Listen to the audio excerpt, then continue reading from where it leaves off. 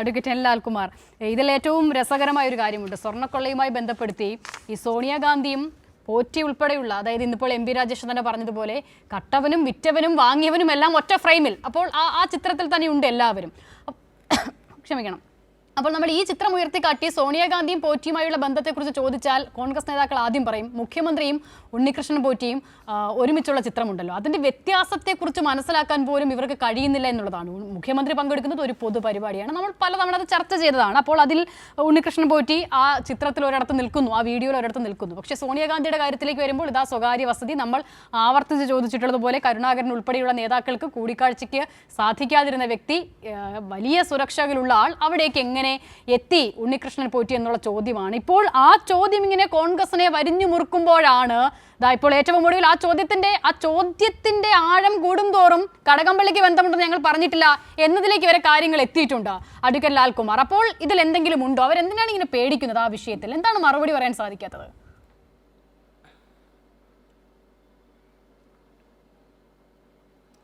അല്ല, ഇപ്പം സഖാവ് VPP ആദ്യത്തെ സ്ട്രെച്ചിൽ സംസാരിച്ചപ്പോൾ അദ്ദേഹം ഒരു പ്രയോഗം നടത്തി. ആ പ്രയോഗം വി ഡി സതീശനുമായി ബന്ധപ്പെട്ട് അദ്ദേഹത്തിൻ്റെ പരാമർശമാണ്. എന്താണ്, ഞാൻ എല്ലാം പഠിച്ചിട്ടേ കാര്യങ്ങൾ പറയത്തുള്ളൂ. അപ്പം എനിക്ക് തോന്നുന്നു വി ഡി സതീശൻ എല്ലാം കൃത്യമായിട്ട് പഠിച്ചതുകൊണ്ടാണ് നിയമസഭയിൽ ഇങ്ങനൊരു അടിയന്തര പ്രമേയം വേണ്ടാന്ന് വെച്ചതെന്ന് എനിക്ക് തോന്നുന്നു. അല്ലെങ്കിൽ അദ്ദേഹം ഉറപ്പായിട്ട് എഴുന്നേറ്റ് നിന്ന് പിണറായി വിജയൻ്റെ ബന്ധമുള്ളതും പിണറായി വിജയൻ ആംബുലൻസുമായിട്ട് കണക്ട് ചെയ്ത് നിൽക്കുന്നതും ഈ ലോകത്തില്ലാത്ത എല്ലാ കാര്യങ്ങളും പറയാൻ ഒരവസരം കിട്ടുമായിരുന്നു. ആ അവസരം വേണ്ടാന്ന് വെച്ചത് കൃത്യമായി കാര്യങ്ങൾ പഠിച്ചുകൊണ്ടായിരിക്കാം, അറിയത്തില്ല. അദ്ദേഹത്തിൻ്റെ മറുപടി വരേണ്ടതാണ്. നോക്കൂ, സോണിയാഗാന്ധിയുമായി ബന്ധപ്പെട്ട വിഷയമാണ് അടുത്ത വന്നത്. വളരെ ഗൗരവമേറിയ വിഷയമായിട്ടാണ് ഞാൻ എന്നെ കണക്കാക്കുന്നത്. കാരണം സോണിയാഗാന്ധിയുടെ ഇപ്പം നോക്കൂ, കഴിഞ്ഞ കുറച്ച് ദിവസങ്ങളായി, ഇപ്പം ഒരു 100 ദിവസത്തോളമായി ഈ ഡിബേറ്റുകൾ കേരളത്തിൽ നടക്കാൻ തുടങ്ങിയിട്ട് അല്ലേ? കഴിഞ്ഞ മൂന്ന് മാസമായിട്ടെങ്കിലും ഇത് തന്നെയാണ് വിഷയം. ഏറ്റവും പ്രോമിനൻ്റായിട്ട് മറ്റ് ഏതെങ്കിലും ഒരു ഫോക്കസ്ഡ് ആയിട്ടുള്ളൊരു വിഷയം ഇത്രയും ദിവസം നിന്നിട്ടുണ്ടെന്ന് എനിക്ക് തോന്നുന്നില്ല. അങ്ങനെ നിൽക്കുന്നൊരു വിഷയത്തിൽ CPIM എന്ന് പറയുന്ന ഭരണകക്ഷി അവർ മുന്നോട്ട് വെക്കുന്ന ഏറ്റവും വലിയ വാദം എന്താണ്? ഈ പറയുന്ന ഇപ്പോൾ VPP പറഞ്ഞ 3 പേരോടൊപ്പം ചേർന്ന് നിന്ന് സോണിയാഗാന്ധി നിൽക്കുന്നു. ആ സോണിയാഗാന്ധി നിൽക്കുന്നതിൻ്റെ സോണിയാഗാന്ധിയുടെ ഓഫീസിൻ്റെ എക്സ്പ്ലനേഷൻ നോർമൽ കോഴ്സിൽ വരേണ്ടതല്ലേ? ഞാൻ കഴിഞ്ഞ ദിവസം ഇത് ചോദിച്ചതാണ്. ആരാണ് സോണിയാഗാന്ധിയെ കാണാൻ അപ്പോയിൻമെൻ്റ് എടുത്തു കൊടുത്തത്? ഞാൻ ഉറപ്പിച്ച് പറയുന്നു അടൂർ പ്രകാശ് അല്ല. കാര്യം അടൂർ പ്രകാശിനെ അവിടെ കയറ്റത്തില്ല. എനിക്ക് ഉറപ്പായിട്ടും അടൂർ പ്രകാശിനെ അവിടെ കയറ്റത്തില്ല. കാര്യം അടൂർ പ്രകാശിനെ കയറ്റാനുള്ള ആൾ അടൂർ പ്രകാശ് ഇല്ല. ഇവിടെ കിടന്ന് അങ്ങോട്ടും ഇങ്ങോട്ടൊക്കെ UDF കൺവീനർ എന്ന് പറഞ്ഞ് നടക്കുമെന്ന് മാത്രമേ ഉള്ളൂ. അത് അടൂർ പ്രകാശ് തന്നെ പറഞ്ഞിട്ടുള്ള കാര്യമാണ്. പിന്നെ അടുത്തത് ആൻ്റോ ആൻ്റണിയാണ്. ആൻ്റോ ആൻ്റണിയെ അങ്ങനെ പരിഗണിക്കേണ്ട, സോണിയാഗാന്ധിയെ നേരിട്ട് കാണാൻ പറ്റുന്ന ഒരു സാധനമാണെന്ന് എനിക്ക് തോന്നുന്നില്ല. അടൂർ പ്രകാശ് പറഞ്ഞത് അടൂർ പ്രകാശ് പോറ്റിയുടെ കൂട്ടത്തിലാണ് പോയെന്നാണ്. അപ്പോൾ അപ്പോയിൻമെൻ്റ് എടുത്തത് ഇവർ രണ്ടുപേരുമല്ല, പോറ്റിയോ പോറ്റിയുടെ കൂട്ടത്തിൽ നിൽക്കുന്ന ആൾക്കാരോ ആണ്. ഇതാരാണ് അപ്പോയിൻമെൻ്റ് എടുത്തത്? ആര് പറഞ്ഞിട്ടാണ് കൊടുത്തത്? അതിൻ്റെ എന്തെങ്കിലും ഡോക്യുമെൻറ്റ്സ് ഉണ്ടെങ്കിൽ വെളിയിൽ വിട്ടാൽ പ്രശ്നം തീരുമല്ലോ. നമ്മൾ ഇവിടുന്ന് നോക്കൂ, ഈ പറയുന്ന ഭണ്ഡാരിയും അല്ലെങ്കിൽ ഈ പറയുന്ന ആൾക്കാരെല്ലാം കൂടെ ചേർന്ന് സോണിയാഗാന്ധി ഈ കോൺസ്പിറസിയുടെ ഭാഗമാണെന്ന് നമ്മൾ ആരും പറയുന്നില്ല. അങ്ങനെ ആരാ പറഞ്ഞിട്ടുള്ളത്? പക്ഷെ കുഴപ്പം എന്താണെന്നറിയോ, ഈ 3 കള്ളന്മാരെ എങ്ങനെ ഒരുമിച്ച് ഈ VPP പറഞ്ഞാൽ ഒരുമിച്ച് എങ്ങനെ കണ്ടു? കാണേണ്ട കാര്യം എന്ത്? ഇപ്പോൾ പോറ്റിയെ കണ്ടതുമായി ബന്ധപ്പെട്ട് കോൺഗ്രസിൻ്റെ വക്താവായ BRM ഷഫീർ പറഞ്ഞു കയ്യെ ചരട് കെട്ടാനും അസുഖമായ ബാധ്യതയായിരിക്കുന്നുണ്ടാന്ന് പറഞ്ഞു. പോട്ടെ, വാദത്തിന് അദ്ദേഹത്തിൻ്റെ വാദം നമുക്ക് അങ്ങ് എടുക്കാം. അങ്ങനെയാണെങ്കിൽ സ്വർണം വിൽക്കുന്നവൻ എന്തിനാന്നേ കൂട്ടത്തിലതിൻ്റെ അല്ലേ? അവരെ കൂടെ എന്തിനാ പോന്നേ? അതാണ് നമ്മൾ വളരെ സസൂക്ഷ്മം ചിന്തിക്കേണ്ട ഒരു വിഷയമാണ്. ഇവരൊരു കോക്കസാണ്. അതിനകത്തോട്ട് സോണിയാഗാന്ധി ആ കോക്കസാന്ന് ഞാൻ പറയുന്നില്ല. പക്ഷേ സോണിയാഗാന്ധിയിലേക്ക് എത്തിയത് എങ്ങനെ എന്ന് പറയേണ്ടതായിട്ടുണ്ട്. കാര്യം ഇതിനകത്ത് അടിത്തട്ടിൽ കോൺഗ്രസ് ബന്ധം കൃത്യമായിട്ടുണ്ട്. കാര്യം ബെല്ലാരി ഗ്രൂപ്പ് എന്ന് പറഞ്ഞു കഴിഞ്ഞാൽ കർണാടകത്തിലെ വലിയ ഗ്രൂപ്പാണ്. ആ ഏരിയയിലുള്ളവർ അത് ചെറിയ ആൾക്കാരല്ല അവർ. അതുകൊണ്ട് തന്നെയാണ് ഞാൻ പറയുന്നത്, ഞാൻ ചെറുതായിട്ട് പറയുന്നതല്ല, അത് വളരെ സസൂക്ഷ്മം നമ്മൾ നോക്കേണ്ട കാര്യമാണ്. ഇവരെയൊക്കെ കാണേണ്ട അടൂർ പ്രകാശിനെ എങ്ങനെ അറിയാം? ഈ പോട്ടെ, പോറ്റി ശബരിമലയിൽ പോയി നിൽക്കുന്ന ഒരാളാണെന്ന് നമുക്ക് വിചാരിക്കാം. ശബരിമല അടൂർ പ്രകാശ് തൊഴാൻ പോയപ്പം അയ്യപ്പനോടുള്ള സ്നേഹം കൊണ്ട് പോറ്റി അവിടെ വെച്ച് കണ്ടു. എപ്പോഴും പൊയ്ക്കൊണ്ടിരുന്ന ആളാണ്. ഈ ഭണ്ഡാരി എപ്പോഴാണ് എങ്ങനെ അടൂർ പ്രകാശ് കണ്ടേ? ഈ ഫ്രെയിമിൽ അവരെങ്ങനെ വന്നേ?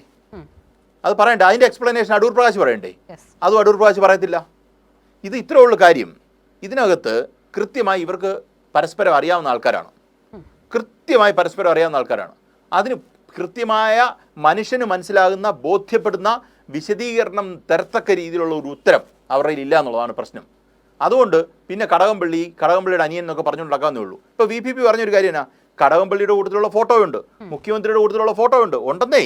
നോക്കൂ, പോറ്റിയുടെ കൂട്ടത്തിൽ നിൽക്കുന്ന ഫോട്ടോ ഉള്ളവരെല്ലാം ഈ കേസിലെ പ്രതികളാകത്തില്ല. പോറ്റിയുടെ വീട്ടിൽ ചെന്നിട്ടുള്ളവരെല്ലാം ഈ സ്വർണ്ണക്കടത്തിലെ പ്രതികളാവുമോ? അങ്ങനെയാണെങ്കിൽ നാട്ടിൽ പോയവരെല്ലാം പിടിച്ചകത്തിടണമല്ലോ. അങ്ങനെയല്ല നമ്മളതിനെ കാണേണ്ടത്. നമ്മളതിൻ്റെ ആ ഇമ്പോർട്ടൻസ് കാണേണ്ടത് ഇവർ എങ്ങനെ ഇതിൽ കണക്റ്റായി. പോറ്റി കള്ളനാണോ? പോറ്റിക്ക് എത്ര സ്വർണം കിട്ടിയിട്ടുണ്ട്? ഈ പറയുന്ന ആൾക്കാരിലേക്ക് സ്വർണം എത്തിയിട്ടുണ്ടോ? അങ്ങനെ എത്ര അൺഡ്യൂ അഡ്വാൻറ്റേജ് അവർ ഉണ്ടാക്കിയിട്ടെടുത്തിട്ടുണ്ട്? ഇത് അമാസ് ചെയ്തെടുത്തിട്ടുണ്ടോ? ഇതിന് മുമ്പ് തന്നെ പോറ്റി അവിടെ ചെന്നിരുന്നു എന്ന്, ശബരിമലയിൽ ചെന്നിരുന്നു എന്ന് പറയുന്നു. ശബരിമല പോറ്റിയെ പ്ലാൻ ചെയ്തത് തന്ത്രിയാണോ? തന്ത്രിക്ക് ഇതിനകത്ത് എന്താണ് നേട്ടം? തന്ത്രിക്ക് വേണ്ടി ഇപ്പം കഴിഞ്ഞ ദിവസം നോക്കൂ, കൈരളി TV-യുടെ ഇൻ്റർവ്യൂവിന് കൊടുത്ത പഴയ ദേവസ്വം വിജിലൻസ് ഓഫീസർ ഒരു കാര്യം പറയുന്നുണ്ട്. മേളില് എന്നാൽ സന്നിധാനത്തിലേക്ക് ചെന്ന് കഴിഞ്ഞാൽ എല്ലാ അഡ്മിനിസ്ട്രേറ്റീവ് കാര്യങ്ങളും തീരുമാനിക്കേണ്ട ദേവസ്വം ബോർഡാണെന്ന് പറയുമെങ്കിലും തീരുമാനം മൊത്തം എടുക്കുന്നത് തന്ത്രിയാണ്. തന്ത്രി പറയുന്നതിനനുസരിച്ച് മൊത്തം കാര്യം, അല്ലെങ്കിൽ ആചാര ലംഘനം എന്ന് പറഞ്ഞ് പ്രശ്നം ഉണ്ടാക്കുമല്ലോ. ഏതേലും കാര്യങ്ങൾ നടത്തിയെടുക്കണം. അദ്ദേഹം പറയുന്നത്, അദ്ദേഹത്തിൻ്റെ ഭാഷയാണ് അത്. ഇത് അദ്ദേഹം പറഞ്ഞത് സ്മൃതി പരുത്തിക്കാട്ടിന് കൊടുത്ത ചർച്ചയ്ക്കകത്താണ് പറഞ്ഞത്. എന്തേലും കാര്യം നടത്തിയെടുക്കണമെങ്കിൽ അപ്പോൾ അവർ ചെയ്യുന്നത് ഒരു ദേവപ്രശ്നം നടത്തും. ദേവൻ്റെ ഹിതം അറിയുക. ആരാ ചോദിക്കുന്നത്? ഇവരെല്ലാം കൂടെ കൂടുതലും ചോദിക്കുക. ഈ പറയുന്ന അയ്യപ്പനെ ഇറങ്ങി ഒന്ന് സംസാരിക്കുമോ? ഇല്ല. ഇതൊരു പറ്റിപ്ലിക്കേഷനാണ് സത്യത്തിൽ. ഈ ദേവപ്രശ്നം എന്ന് പറയുന്ന സാധനം ദേവൻ്റെ ഹിതം അറിയാനായിട്ട് ചെയ്യുന്നതാണ്. ദേവൻ്റെ ഹിതം ദേവൻ്റെ ഹൃദയത്തിലിരിക്കുന്നത് എന്തെന്ന് അറിയാനായിട്ടുള്ളൊരു ശ്രമം നടത്തുന്നത് ദേവൻ ഇവരോട് പറയുകയാണ്, അരുളുവാണല്ലോ. You are actually the representation of god on earth എന്ന് പറയുന്നൊരു ലോജിക്കാണ്. അങ്ങനാണെങ്കിൽ ഇവർ കള്ളന്മാർക്ക് എങ്ങനെ ഇത് മനസ്സിലാകുന്നത്? ദേവൻ്റെ ഹിതം. ഈ ലോക കള്ളന്മാരാണ് ഇത് മൊത്തം നോക്കിയിരിക്കുന്നത്. അതാണ് അദ്ദേഹം പറയുന്നത്. അപ്പോൾ അവിടെ ഒരു പാലം പണിയണം. അപ്പോൾ ദേവൻ്റെ ഹിതം ഇതാണ്. പണ്ട് നമ്മൾ മനസ്സിലാക്കേണ്ട ഒരു പണ്ട് അവിടത്തേക്ക് ഫ്ലൈ ഓവർ പണിയുന്നതുമായിട്ട് വേണ്ട റോപ്പേ പണിയുന്നതുമായി ബന്ധപ്പെട്ട് ഒരു ദേവപ്രശ്നം നടത്തിയായിരുന്നു. അപ്പോൾ റോപ്പേ നടത്തണമെന്നുള്ളത് ദേവനാണ് തീരുമാനിക്കുന്നത്. അയ്യപ്പൻ ജീവിച്ചിരുന്ന കാലത്ത് റോപ്പേ ഒന്നും ഈ നാട്ടിലില്ലായിരുന്നു. പോട്ടെ, അയ്യപ്പനോട് ചോദിക്കുന്നു, കിട്ടുന്നു, കാര്യങ്ങൾ ചെയ്യുന്നു. ആരുടെ താല്പര്യങ്ങളാണ് സംരക്ഷിക്കപ്പെടുന്നത് എന്നുള്ളതാണ് ഇവിടുത്തെ ചോദ്യം. അത് അദ്ദേഹം വളരെ വിശാലമായി ചോദിക്കുന്നുണ്ട്. വളരെ ഗൗരവത്തിലാണ് അദ്ദേഹം അവതരിപ്പിക്കുന്നത്. അത് ദേവസ്വം ബോർഡ് പ്രസിഡന്റായിരുന്ന പ്രയാർ ഗോപാലകൃഷ്ണനെ അദ്ദേഹം കടന്നാക്രമിക്കുന്നുണ്ട്. അതിന് മറുപടി പറയണ്ടേ? അങ്ങനെ മറുപടി പറയാതെ കോൺഗ്രസിന് ഒഴിയാൻ പറ്റുമോ? അപ്പോൾ ഞാൻ ഗൗരവത്തിൽ പറയുന്നൊരു കാര്യം, അഴിമതി നടന്നിട്ടുള്ളവരെല്ലാം അത് കോൺഗ്രസിനോ CPM എന്നോ ആരും നമുക്കാർക്കും ആരും സപ്പോർട്ട് ചെയ്യേണ്ട കാര്യമൊന്നുമില്ല.